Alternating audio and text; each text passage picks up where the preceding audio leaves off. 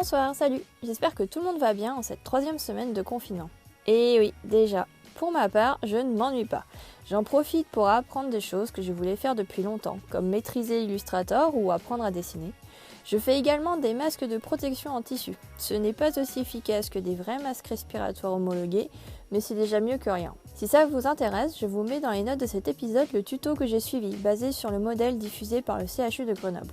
J'en profite aussi pour redécouvrir mon environnement proche, comme la faune et la flore de mon jardin. D'ailleurs, si vous voulez participer au Safari Jardin lancé par Max Bird, je vous mets le lien dans les notes de cet épisode. Les photos sur Instagram sont superbes. Et vous, comment vous occupez vos journées? Racontez-moi en commentaire, je suis sûre que vous avez de bonnes idées. En attendant, c'est déjà l'épisode 8. Bienvenue dans la sauce curry. Épisode 8, Amélie. Amélie est ingénieure en mécanique des fluides spécialisée en simulation numérique.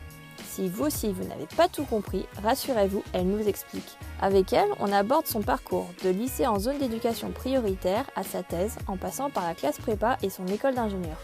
Ouais, rien que ça. On parle aussi de comment faire sa place dans un monde d'hommes qui s'avère pas si difficile que ça. Disclaimer, c'est mon premier interview enregistré en période de confinement, donc désolé pour le son. Si quelqu'un a des suggestions pour l'améliorer, je suis pas contre un peu d'aide, merci d'avance. Si vous aimez ce podcast, n'hésitez pas à le faire savoir. Comment? C'est très simple, en lui mettant une bonne note, de préférence 5 étoiles, dans votre appli de podcast, Apple Podcast, Spotify, Podcast Addict, etc. et en laissant un commentaire sympa ou une suggestion. Si vous-même, vous êtes une femme scientifique ou que vous connaissez des femmes scientifiques que vous souhaitez entendre dans ce podcast, vous pouvez me contacter directement par email à lasaucecurry@gmail.com. Je serai ravie de vous répondre. Abonnez-vous également sur les réseaux sociaux, Facebook, Twitter, Insta, pour ne rien rater de l'actualité du podcast. Tous les liens sont dans les notes de cet épisode. Mais surtout, le meilleur moyen de faire connaître le podcast, c'est encore le bouche à oreille. Alors n'hésitez pas à partager cet épisode ou votre épisode préféré avec vos proches, famille, amis ou à des personnes que vous pensez que ça peut intéresser. Vous êtes de plus en plus nombreux à nous écouter, merci énormément, ça fait vraiment plaisir et j'espère que vous le serez de plus en plus. C'est tout pour moi, c'était une longue intro, il est donc temps que je vous laisse avec Amélie. Bonne écoute! Salut Amélie! Salut! Comment ça va? Et toi? Ouais, ça va. Merci de participer à la sauce curry et de faire ça à distance. Même si de toute manière on l'aurait fait à distance, car comme je vis aux États-Unis et toi en France. Mais bon, voilà, confinement oblige, ça change rien. Est-ce que tu peux te présenter, donc ton nom, ton âge et ce que tu fais dans la vie? Ok, moi c'est Amélie, j'ai 32 ans maintenant, et je suis ingénieure en bureau d'études spécialisée en mécanique des fluides et plus spécifiquement en simulation numérique. Waouh, ok. Et ça consiste en quoi? Ça consiste en quoi? C'est s'amuser sur ordinateur, à faire plein de jolis calculs bien compliqués, mais en fait ça représente globalement la physique qu'on côtoie tous les jours, donc c'est des écoulements en gaz, en eau, particules aussi de temps en temps. Ok. Et c'est pourquoi en fait? Pourquoi on fait des simulations comme ça? Tu as des clients, c'est de la recherche, comment que ça se passe? Alors, moi, je travaille dans un bureau d'études, donc on fait à la fois de la recherche et on va dire du commercial. Ok. En gros, on n'a que des moutons à 5 pattes. Donc, c'est que des clients qui viennent avec des problèmes qu'on doit identifier en fait réellement. Parce que souvent, on nous dit, telle machine, elle fonctionne pas, mais la raison qu'ils nous donnent, c'est pas forcément la bonne.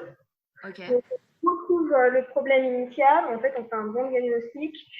Et à ce moment-là, soit le client veut que des essais et on fait que des tests physiques, soit c'est pas possible d'en faire et on fait ça par ordinateur avec de la simulation. Ok, donc en gros, c'est des gens qui viennent avec des problèmes et vous devez les résoudre, c'est ça? Voilà.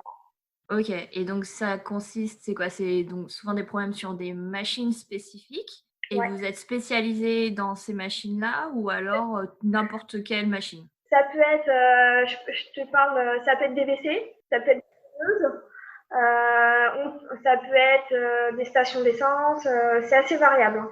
Ok, effectivement.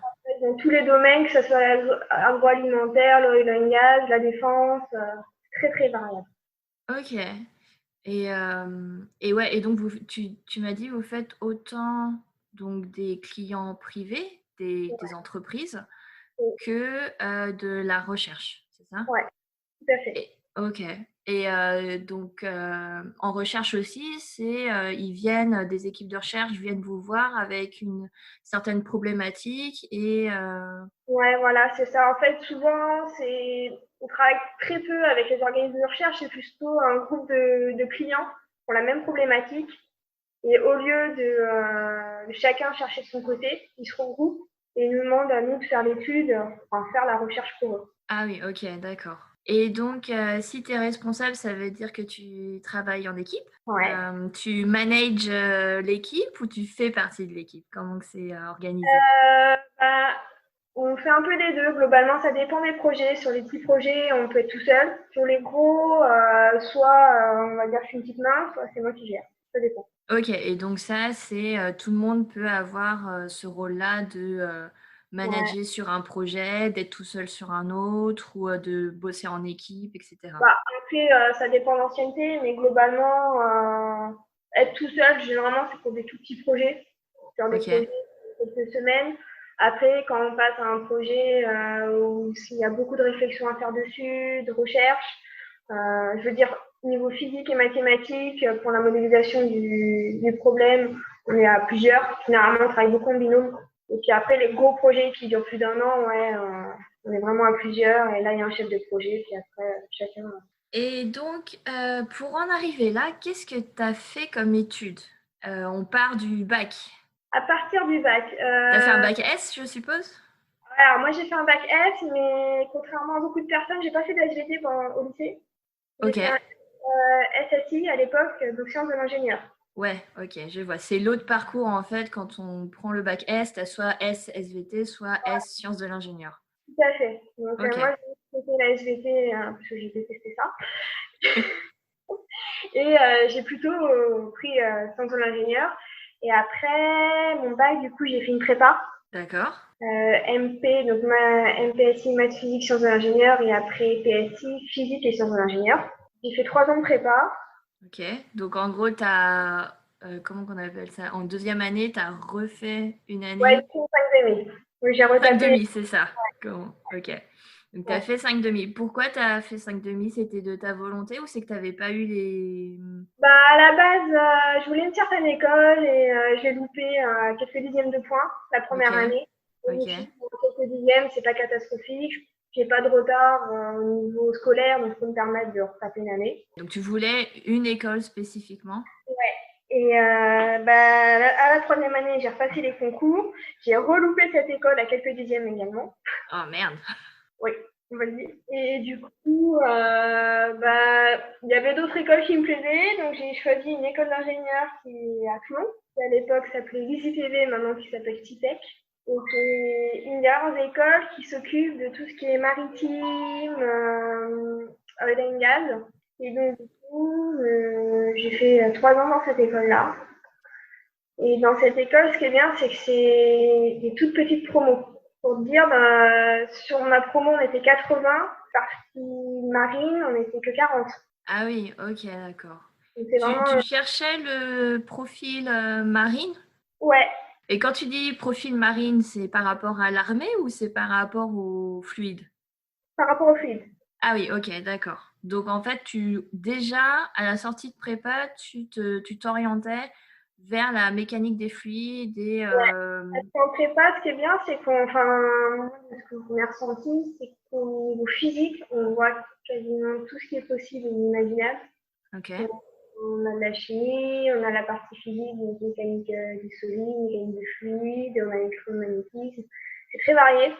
Mmh. Et c'est vrai que la mécaflux, on Ça craint t'a pas. bien plu, quoi? Ça m'a bien plu et je me suis dit, bah, je rentre là-dedans. OK. Comme il n'y a que 3 écoles à l'époque qui faisaient des spécialités mécaniques des fluides, donc ce que j'appelle marine. Voilà, c'est celle-là. Et donc tu as réussi à aller à celle de Toulon. Voilà. Et à la suite, donc l'école prépa, c'était pas l'école prépa, pardon, l'école d'ingénieur, c'était comment alors? Oh, bah, c'était facile du coup. Par rapport à la prépa, tu veux dire? Ouais, le rythme n'est pas le même. Donc pendant 3 ans, je ne vais pas dire que j'ai rien fait, mais C'était plus cool que les 2 ans de prépa, quoi. Voilà, donc ce qui fait qu'au niveau boulot, c'était pas surchargé, tu avais le temps de faire tes projets à côté. C'était en école d'ingénieur, du coup là j'avais pas mal de projets à côté. Et ce qui m'a fait découvrir notamment la simulation numérique. J'avais le choix avec des projets, on va dire, plus physiques et d'autres plus numériques. Et c'est vrai que moi je me sentais super à l'aise sur PC et à coder et compagnie. Donc, j'ai fait quasiment tous mes stages en numérique. Et d'ailleurs, j'ai choisi la spécialité numérique pendant cette école-là. À partir de la deuxième année d'école d'ingé, on pouvait choisir. Et après ça, donc j'ai fait mes stages classiques dans l'école d'ingénieur. Et le dernier m'a valu d'arriver dans la région nantaise et de faire un super stage où j'ai développé un logiciel de lancement automatique de calcul et de post-traitement. Alors, qu'est-ce que ça veut dire? En gros, c'est que si on prend on va essayer d'y arriver ça, tu prends ton Excel, c'est le classique, ça se trouve, toi, tu rentres tous tes chiffres à la main, un par un. Ouais, oui. Voilà. Oui. Et ben moi, mon outil, il disait, bah tiens, tu veux lire telle feuille, bah, il lisait la feuille automatiquement, il remplissait ta feuille, il te faisait la somme, les divisions, tout ce que tu avais besoin de faire automatiquement. Mais ça veut dire que comment tu rentrais les données dans ce cas-là? Bah faut coder, donc c'est ça un peu d'informatique. Ok, mais dans ce cas-là, les chiffres, ils venaient d'où? Alors, là, je t'ai vulgarisé les choses. Moi, c'était des calculs. Donc, en fait, en mécanique des fluides, pour faire les calculs, il y a plusieurs étapes à faire. C'est qu'on va déjà récupérer un domaine physique qu'on veut étudier. Mhm. Ce domaine physique-là, on va venir le découper en petits cubes. Ok. Et dans ces petits cubes-là, on va résoudre les équations de la mécanique des fluides dans chaque petit cube. Et à partir de là, on lance le calcul. Et cette résolution va permettre d'obtenir le résultat.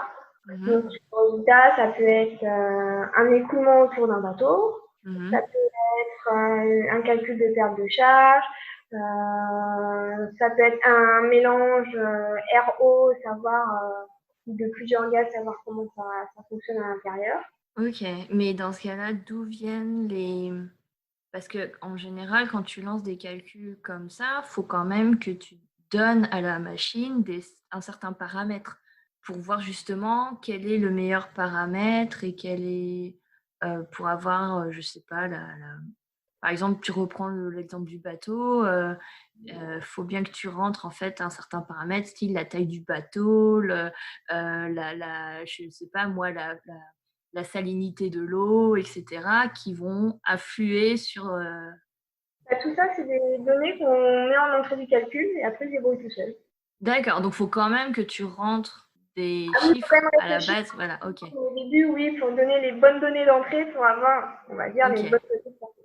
d'accord, ok. Donc tu as juste en fait à rentrer un minimum de paramètres. Ouais, Et après, en fait, toi, tu avais développé tous les calculs qui font qu'à la fin, tu sais comment ça va se passer. tout à fait. Ok, d'accord. Allez. Donc, Ah, ouais, c'est donc il y a vraiment des questions physiques qu'il faut transposer au numérique, en fait. ouais. Et donc ça, tu disais, le côté code, apprendre à programmer, donc ça, tu l'apprends tu l'as appris pendant ton école d'ingé. En partie, parce que là, c'était un langage que je connaissais pas. Mais après, les règles de développement de code restent les mêmes d'un langage à un autre. D'accord, ok. Donc si tu as une base de code, si tu connais un peu les règles en général, tu peux passer d'un langage à l'autre assez facilement. Ouais, Ok, d'accord. Et donc ça, c'était ton stage à Nantes ouais, de dernière année. tout à fait. Ok, et donc tu disais que grâce à ce stage, tu as réussi à avoir un taf derrière ou sortie d'école, Ouais, comment ça se passe? ouais, bah, j'ai bossé un an après. Ok, dans cette même entreprise? Oui et non. Quelques mois dans cette entreprise et puis quelques mois dans une autre, où j'ai continué à peu près les mêmes styles de taf. Et après, j'ai postulé à une thèse. Dans ce domaine-là, on va dire que 80% des gens ont une thèse. Donc moi, au début, qui me disais non, je ne veux pas faire de thèse, je veux travailler, point barre. Mhm. Et ben non, je me suis lancée là-dedans. Ok, et quand tu dis 80% des gens dans ton domaine ont une thèse, ça veut dire que c'est quelque chose qui est demandé et que si tu as pas de test, tu as moins de possibilités de poste ou c'est juste quelque chose qui vient naturellement au fur et à mesure que tu travailles? Ça vient plus naturellement. C'est pas une obligation en soi de passer la thèse, mais c'est vrai que comme c'est un domaine assez spécifique et assez large, c'est mieux d'en avoir une. Et donc, en fait, pour passer ta thèse, tu étais déjà dans une entreprise. Ouais, C'est ton entreprise qui, entre guillemets, t'a poussé à faire la thèse ou c'est juste toi qui as demandé à ton entreprise c'est moi qui ai demandé. Ok. Et donc, elles sont assez open pour ça pour, Alors du coup, là, je change d'employeur. Ah, ok. Donc, ton entreprise voulait pas. Donc en fait, là où je travaillais, c'était à l'école centrale de Nantes. Et le truc, c'est que à ce moment-là, c'est ouvert un IRT. C'était à l'époque des grands investissements d'avenir. D'accord. Et du coup, c'était plus l'école centrale qui gérait certaines des thèses, c'était plus l'IRT. Et du coup, je suis passée par l'IRT pour pouvoir faire ma thèse à centrale. Ok. Donc, l'IRT, c'est Institut de recherche et technologique, c'est ça? Ouais, tout à fait. Et donc, en fait, il fallait que tu sois inscrite plus à l'IRT. Enfin, il fallait que tu sois affiliée à l'IRT pour pouvoir passer ta thèse. Tout à fait. Ok, mais tu pouvais quand même continuer à faire ta thèse à Centrale. Ouais, thèse à centrale. Pour moi, l'IRT, c'était C'est juste administratif, quoi. voilà, c'est plus le côté administratif qu'autre chose. Ouais. Ok, d'accord. Et donc ce qui fait que tu es allée en thèse et en gros, tu continuais à travailler et tu faisais ta thèse. Comment ça se passait? Dans ces cas-là, en fait, dans les thèses, il y a différents types de thèses en France. Tu as les thèses CIFRE, où là, tu es vraiment à moitié en thèse, à moitié en entreprise. Et après, tu as toutes les autres thèses, globalement, qui sont soit payées par la région, par l'État, ou par les IRT, où là, tu es totalement en thèse. Ok, et donc là, toi, tu avais donc tu as dû postuler à une bourse de thèse? Ouais, bah en fait, non, j'avais pas de bourse, c'était directement l'IRT qui, via les investissements d'avenir, payait la thèse. Ok, donc c'est l'IRT qui avait fait un appel d'offres, qui avait déjà des financements en fait pour une thèse. Et donc, tu as postulé à cette bourse de thèse et tu l'as eu. Il y avait plusieurs candidats avec toi pour avoir. Non, c'était la seule. Non, j'étais toute seule parce qu'en fait, la personne qui devait gérer la thèse, je travaillais déjà avec elle. Ok. Donc ça a un peu ciblé les choses. Ouais, ok. Donc, tu avais déjà en fait des contacts qui Ouais, facilitaient. tout à fait. Mais si tu n'avais pas connu cette personne, ça aurait été ouvert à plusieurs. Est-ce qu'il y a eu plusieurs d'autres candidats qui ont postulé à cette bourse de thèse ou Oui, il y en a eu d'autres parce que après ils ont ouvert d'autres thèses encore par derrière. Donc oui, il y avait d'autres candidats. D'accord. C'est juste qu'en fait, donc moi, comme moi, je viens de la biologie, pour avoir une bourse de thèse, en fait, il y a vraiment un concours à la sortie du Master 2 qui est donc ouvert à tous les candidats Master 2 et la compétition est ultra rude, en fait, de ce que je Ah oui, connais. non, non, là c'est pas du tout pareil. Moi c'était un entretien comme un entretien d'embauche. Et t'avais pas de dossier à monter, t'avais pas de...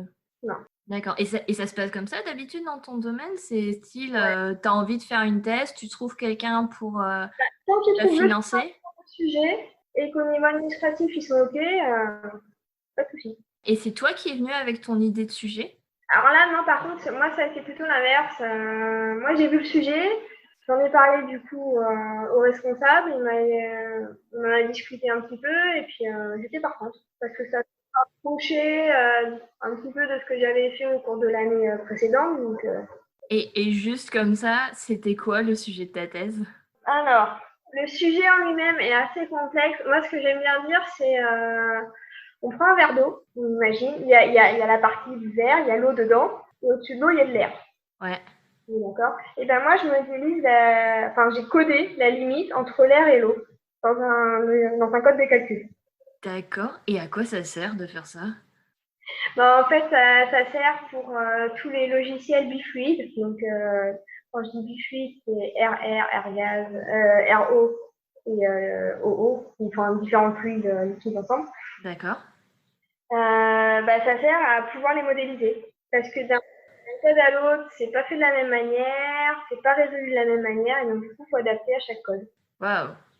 Ouais. Une simple surface d'eau avec de l'air et ça donne un sujet de thèse, quoi. Voilà, tout à fait. Ouf. C'est assez ouf. Ok. Pour ça, je préfère le verre d'eau, c'est peut-être plus compréhensible que si je te disais le titre en entier. Allez, vas-y, fais-moi peur. C'est quoi le titre en entier? Attends, c'est même moi, je sais pas. Tu te Je vais le rappelles plus? retrouver. Ah, parce que c'est compliqué comme titre. Oui, ouais, oui, les sujets de thèse en général, c'est En plus, assez long et précis. ouais, alors, on peut le dire en entier. Développement de méthodes d'interface dans un solver hydrodynamique basé sur une résolution volume fini sur maillage cartésien en hypothèse faiblement compressible. D'accord, je préfère ton explication du verre d'eau, très clairement. C'est plus simple. Et donc, en fait, cette modélisation, en fait, je suppose que ça ne sert pas que pour un verre d'eau et l'air Non, en contact, c'est vraiment pour l'appliquer après. parce que les gens voient tous les jours. Après, en fait, ça peut s'appliquer à une rupture de barrage, ça peut s'appliquer à, en fait, toutes les physiques où il y a de fluide en contact. En général, beaucoup plus gros volume qu'un verre d'eau. Généralement, oui, on fait rarement du tout petit volume. Ok, ça marche. Super intéressant. Et d'où te vient en fait ce goût pour la science? Qu'est-ce que tu voulais faire quand tu étais petite? Alors là, quand j'étais petite, la première chose que je voulais faire, c'était policière. Après, Ouais, je suis rentrée dans l'armée. ok. Voilà. Alors, pas grand-chose à voir avec la science.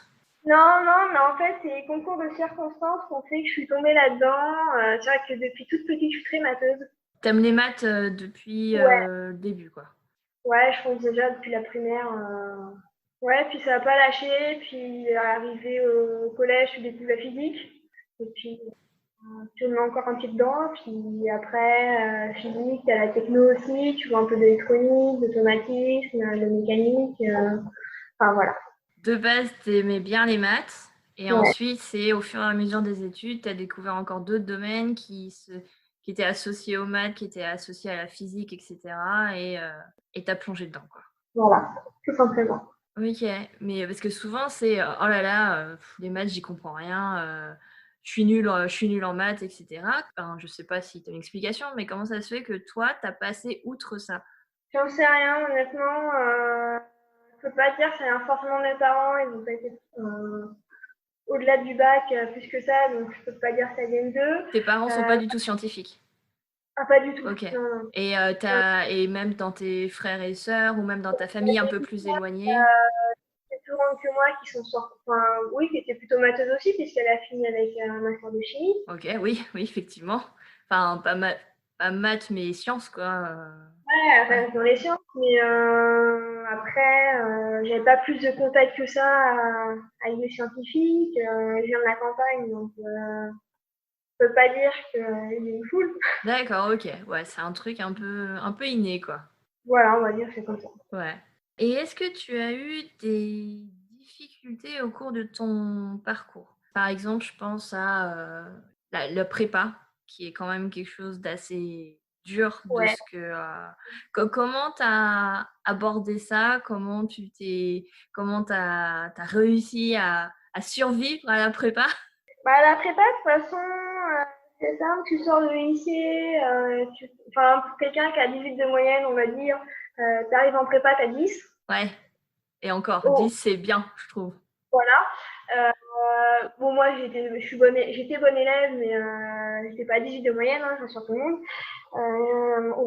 J'étais même au milieu, hein, j'étais vers 12, comme par là. Non, non, enfin, faut s'accrocher. Faut avoir du mental, s'accrocher, se dire c'est un marathon. Parce qu'il y en a beaucoup qui abandonnent quand même en cours de prépa. Ah, bah, sur une classe de 30, je pense qu'on est peut-être la moitié, on a continué en prépa, l'autre moitié est repartie à la fac. Et donc, toi, c'est au mental, quoi. Tu t'es accroché en mental, tu t'es dit, c'est ça que je veux faire parce que je sais que c'est une école d'ingénieur que je veux faire, ou c'était quoi ta motivation? Ouais, c'était ça, je voulais avoir mon école, donc il fallait que forcément que je passe par là. Donc, tu savais déjà quelle école tu voulais intégrer à la sortie du lycée? Ouais, oui, globalement, ouais. Ok. Donc, tu avais déjà une idée que ça allait être mécanique des fluides ou Je savais déjà que c'était dans le domaine maritime. Ok, d'accord. Dans les fluides.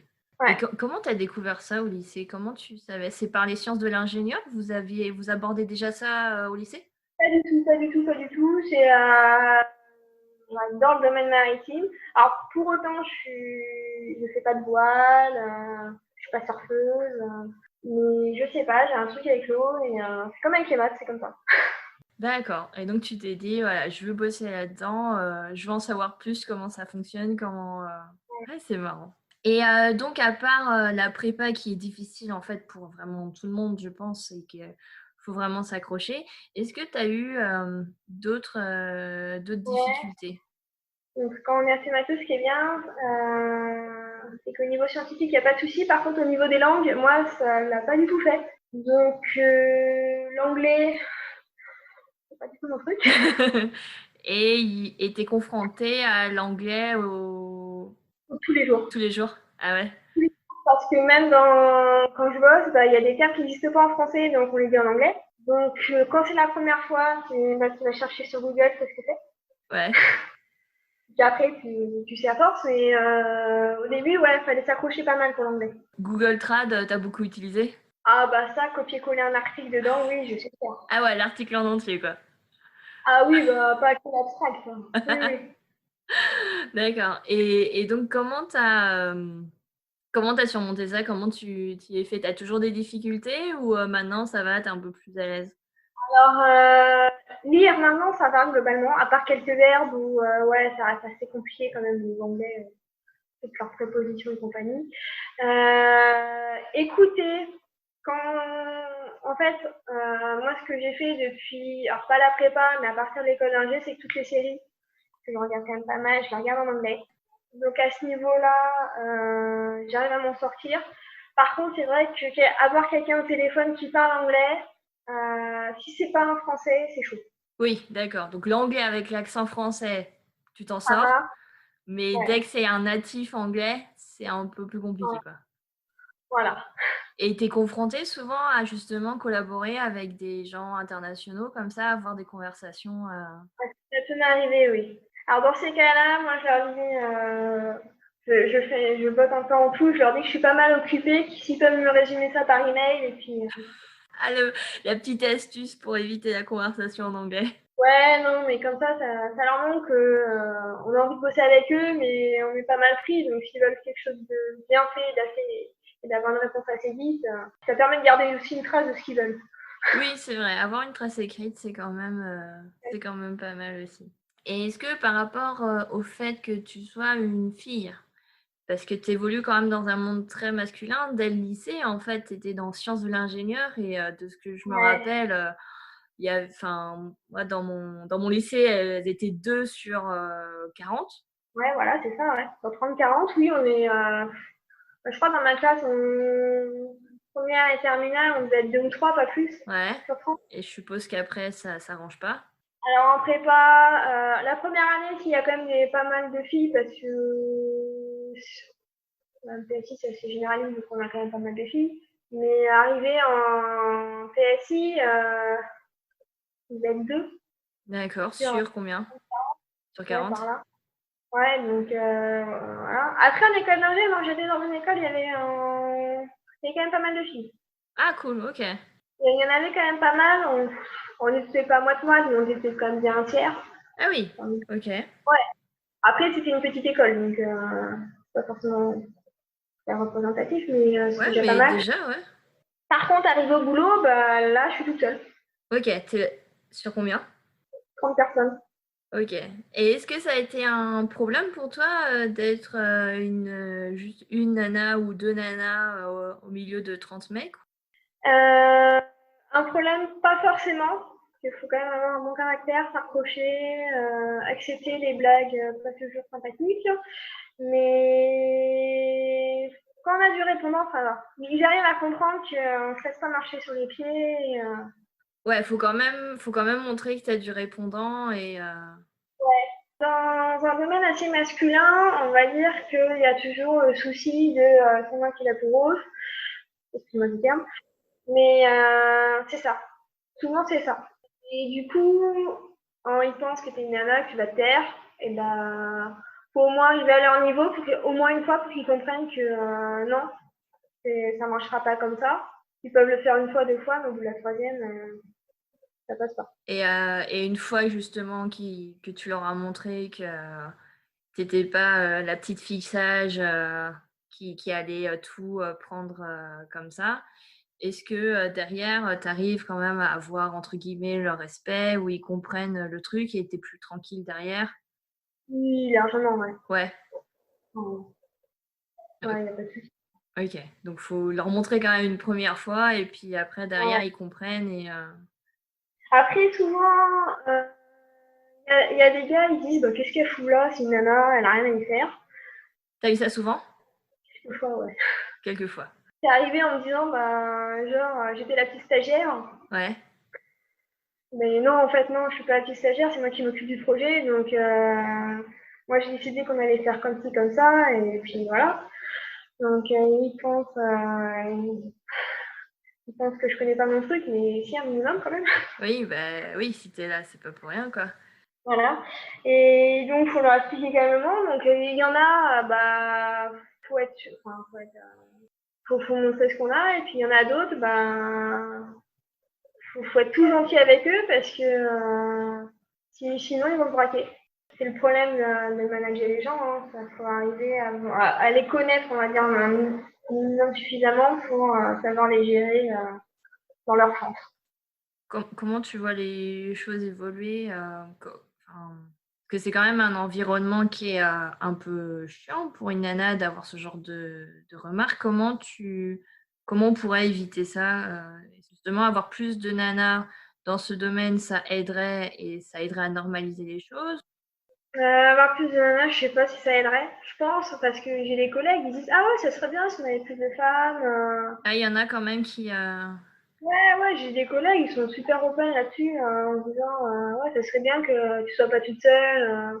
Enfin, même, je pense que c'est plus au niveau d'état d'esprit de l'équipe. On n'a pas la même vision. Les gars, ils font beaucoup comment dire,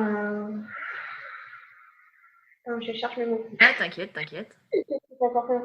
Ils font du one shot, donc ils se disent bah, je fais ça, je fonce, et puis voilà, pas plus. Ils ne peuvent pas prendre leur temps forcément à réfléchir. Ils sont plus fonceurs que toi, quoi. Bah ouais, moi j'ai plutôt tendance à me dire bon bah j'ai un nouveau sujet, puis comme c'est que des moutons en 5 pattes, faut quand même vachement se poser avant de se dire attends, qu'est-ce qu'on fait? On fait de quelle manière, d'une autre? Est-ce qu'on fait une approche simplifiée, ça va suffire au client, ou on fait quelque chose de plus dur directement? Enfin voilà, je trouve pas forcément simple. Et les gars, ils ont plutôt tendance à proposer qu'une seule méthode, on y va et puis on verra bien. Ça passe ou ça casse. Et tu crois que ça, c'est un état d'esprit un peu plus spécifique aux mecs et aux nanas, le fait que les mecs voient une solution et foncent, et que les nanas vont plutôt prendre du recul, voir différentes options et analyser. Ouais, je pense qu'on analyse un petit peu plus à ce niveau-là. Ouais. D'accord. Et donc avoir un équilibre entre les deux, ce serait plus... Ça serait beaucoup mieux, je pense. Ouais. Et est-ce que justement, avoir ce type de remarques, etc., ça t'a pas découragé? T'as pas eu des moments où justement tu étais vas-y, ça me saoule, Si t'as des coups de mou, forcément. Ça arrive après, quand t'aimes ce que tu fais pas gaffe. Je sais pas, t'as un jour off et puis t'es reparti le lendemain et ça va mieux. Et puis, ouais, t'arrivais à passer outre, ouais, bah ouais. ça te pesait pas trop, quoi? Non, bah, moi j'adore ce que je fais, donc même s'il y a des sujets super galères, où tu relis un article 40 fois, tu comprends. Sur 40 fois, tu as compris 40 choses différentes.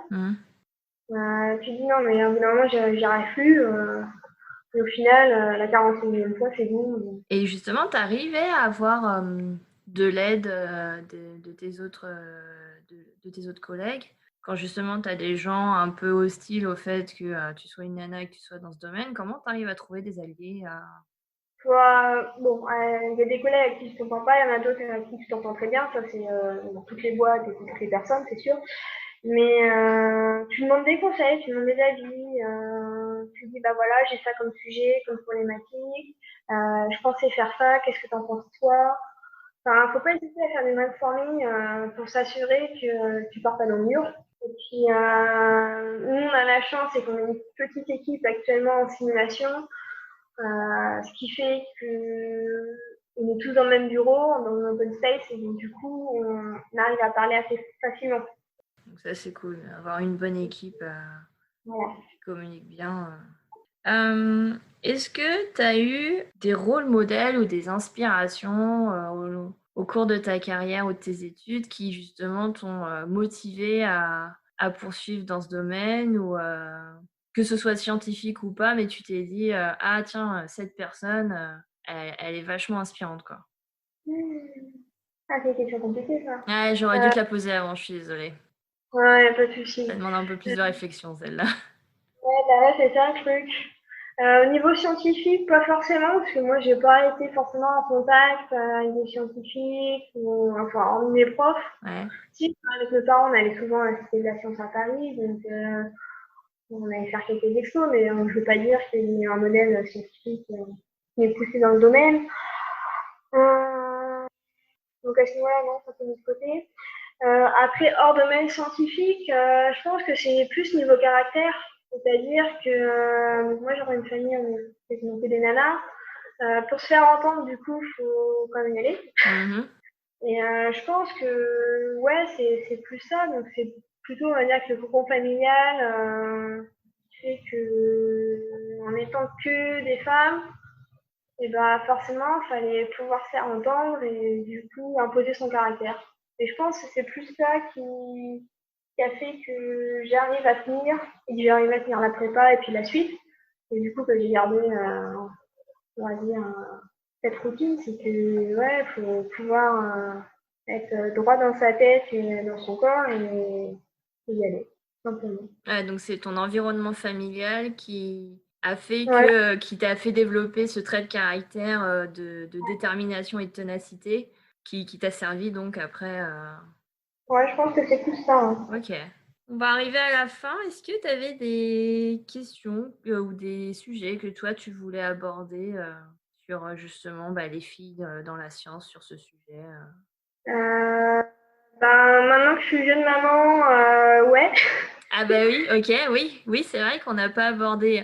On en a pas mal parlé dans les dans les autres interviews, mais justement, toi, donc t'es maman d'un petit garçon, il a 2 mois, c'est ça?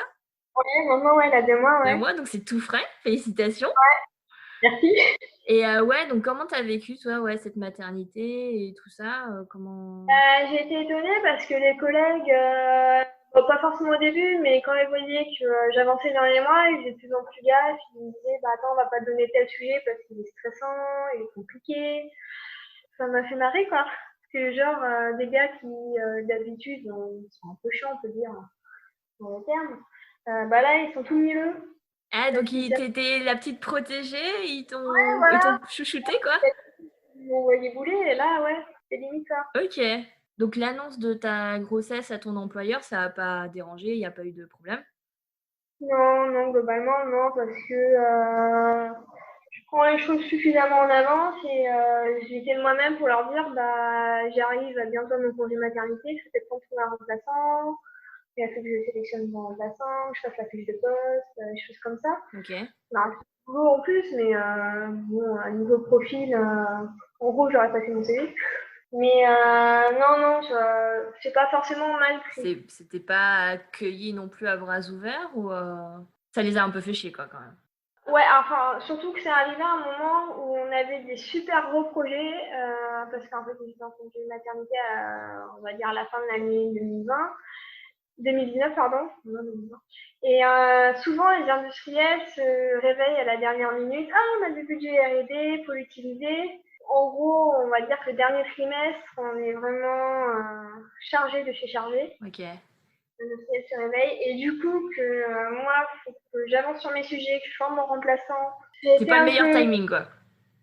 C'est ça qui n'était pas forcément évident. Mais après, il n'y a pas eu de gros Et problème. comment tu vois le retour parce que là, donc bon, avec le confinement, le retour va être un petit peu C'est un petit peu prolongé, ouais. prolongé.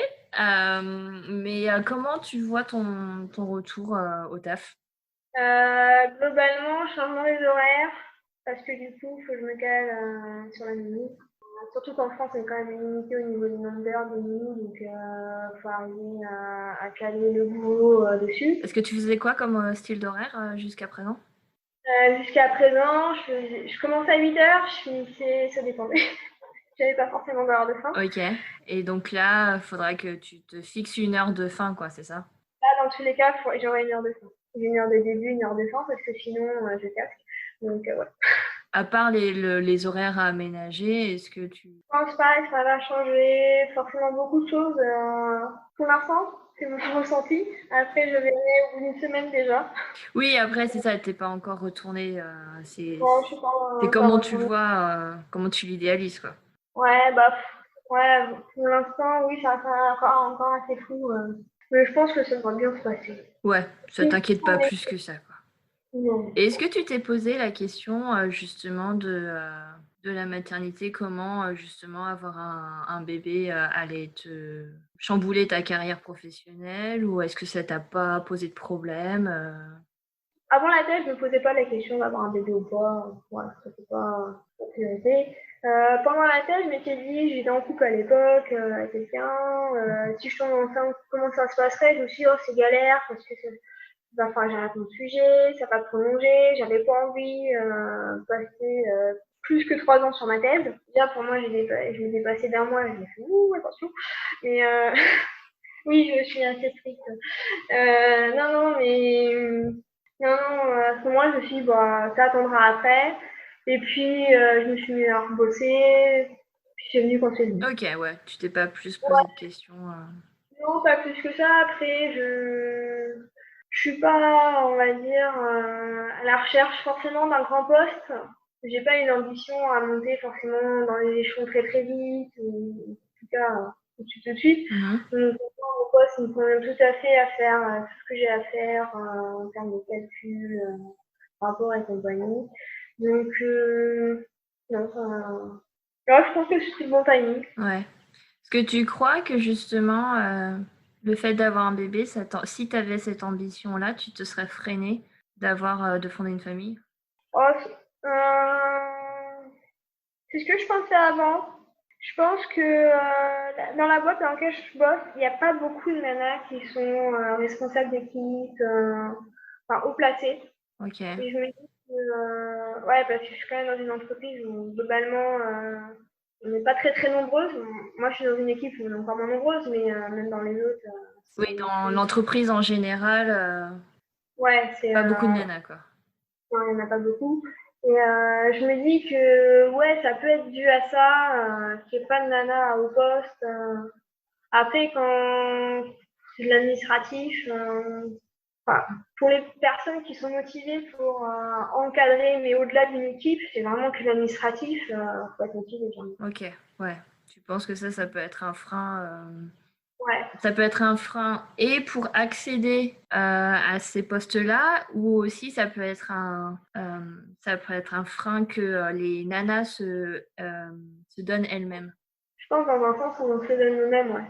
Parce qu'on se dit, bah, c'est soit on fait une famille, soit on monte dans les On échelons. peut pas faire les deux, quoi. C'est encore une question que les Ouais, femmes doivent je se pense poser, quoi. que là-dedans, c'est que, ouais, c'est encore ancré, se dire, bah, ouais, c'est pas, tu restes à la maison, tu travailles, mais c'est soit tu as un poste, on va dire normal, soit tu montes dans les échelons. Ok, ouais. Ouais, bah, c'est un peu partout pareil, malheureusement, quoi. Enfin, Bah, ouais, je sais bien. Après, il y en a qui y arrivent, mais bon, je suis pas nombreux, je pense. oui, d'accord. Mais ouais, toi, pour l'instant, tu te vois pas monter les échelons tout de suite, peut-être plus Non, tard, quoi, mais pas. et encore, je suis même pas sûre, je suis bien dans mon poste. Et comme je vois que des choses différentes à chaque fois, je me dis qu'y rester pendant un moment, c'est un peu Ouais, le requin. tu te feras pas chier à ce poste-là, c'est quelque chose qui te Non, correspond. ouais, Et, ouais. ok, et donc dernière petite question, quel conseil tu donnerais à une ado, donc collège-lycée, qui veut justement se lancer dans la science en général et donc bah, potentiellement plus dans ton domaine, tout ce qui est méca sciences de l'ingénieur, quoi. Faut pas s'arrêter aux gens qui se disent tu peux pas le faire, t'es pas faite pour ça, t'es pas douée. T'as eu ça ou pas? Il y a des profs qui se le disent. Alors quand c'est des camarades de classe, tu dis bon, ferme-la, tu verras bien. Quand c'est des profs, tu dis ouais, c'est un peu plus chaud. Et pourquoi ils te disaient ça? Parce que la plupart des profs que j'ai eu, c'était des hommes, honnêtement. Tu crois que c'est parce que t'étais une fille, ils te disaient tu n'y arriveras pas? Ah bah oui, parce que les différences de notes à copie quasiment conforme. Ah ouais, t'as eu des différences de notes parce que t'étais une fille? Ouais. Oh, c'est chaud ça. C'est arrivé, ouais, dans certaines matières. Ouais.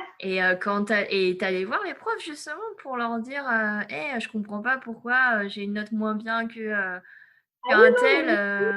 C'est à cause de ça, parce que t'as pas expliqué tel truc, t'as pas refait la démonstration. Alors que l'autre l'avait pas fait non plus ou Ouais, voilà, bah oui. Ouais, parce que vous comparez vos copies entre potes, quoi. Ah oui, ouais. quand on a notre copie, on se dit tiens, j'ai merdé là, toi t'as fait comment Ouais. Tu regardes.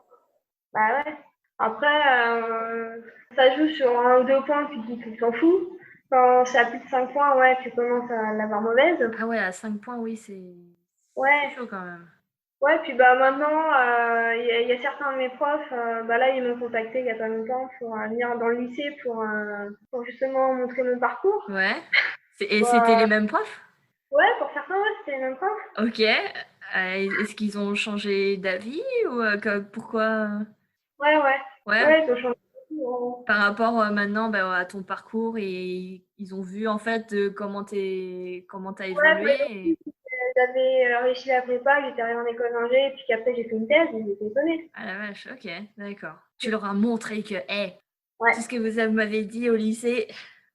Ouais, donc faut pas lâcher. Et un conseil encore plus important, je pense à toutes celles qui sont en zone d'éducation prioritaire, parce que moi j'en viens, faut pas lâcher, encore moins. Et comment t'as... Ah oui, donc si t'étais en... Parce que j'ai l'impression quand même que quand t'es en ZEP, justement, t'as encore moins accès à ce genre... Alors, pour faire simple, en fait, je peux montrer carrément mon exemple. J'étais en bac S, première et terminale, j'ai pas eu de prof de physique. T'as pas eu de prof de physique? Ouais, en fait, en première, on a eu une prof qui était enceinte malheureusement, donc qui nous a lâché au bout de 2-3 mois. Après, on a eu un remplaçant, mais c'était pas super top, on va dire.